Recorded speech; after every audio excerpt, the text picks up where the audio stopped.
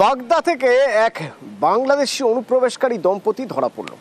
তারা অনুপ্রবেশ করতে গিয়ে ধরা পড়েনি। 7 মাস আগে যশোর থেকে তারা এসেছিল।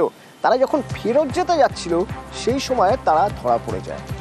আমার সঙ্গে অনিরুদ্ধ রয়েছেন। অনিরুদ্ধ, 7 মাস আগে যশোর থেকে এই দম্পতি ভারতে এসেছিল কেন এবং ফিরেই বা যাচ্ছিল কেন? কোন পথ দিয়ে ফিরছিল? দেখো তুমি, এখনো পর্যন্ত পুলিশ সূত্রে যা খবর রয়েছে, পুলিশ তাদেরকে প্রাথমিকভাবে আজ সকালবেলায় বাগদা সীমান্ত এলাকা অর্থাৎ টালিখোলা এলাকা থেকে তাদেরকে আটক করে।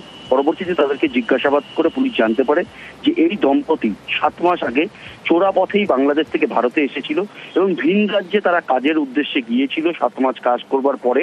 এখন যেহেতু প্রচুর পরিমাণে ধরপাকড় চলছে, সেই কারণেই তারা এই ভারতীয় যে দালালকেও গ্রেপ্তার করেছে বাগদা থানার পুলিশ, এই দালালের আশ্বাসেই তারা বাগদা সীমান্ত এলাকায় এসেছিল। কারণ চোরা পথে তারা আবার ভারত থেকে বাংলাদেশ যাওয়ার জন্য এই এলাকায় এসেছিল। পরবর্তীতে পুলিশ আজ সকালবেলায় টহলদারি করবার সময় তাদেরকে গ্রেপ্তার করে এবং তাদেরকে আজ বনগাঁ মহকুমা আদালতে পাঠিয়েছে বাগদা থানার পুলিশ। কিন্তু পুলিশ প্রাথমিক তদন্তের পরে যেটা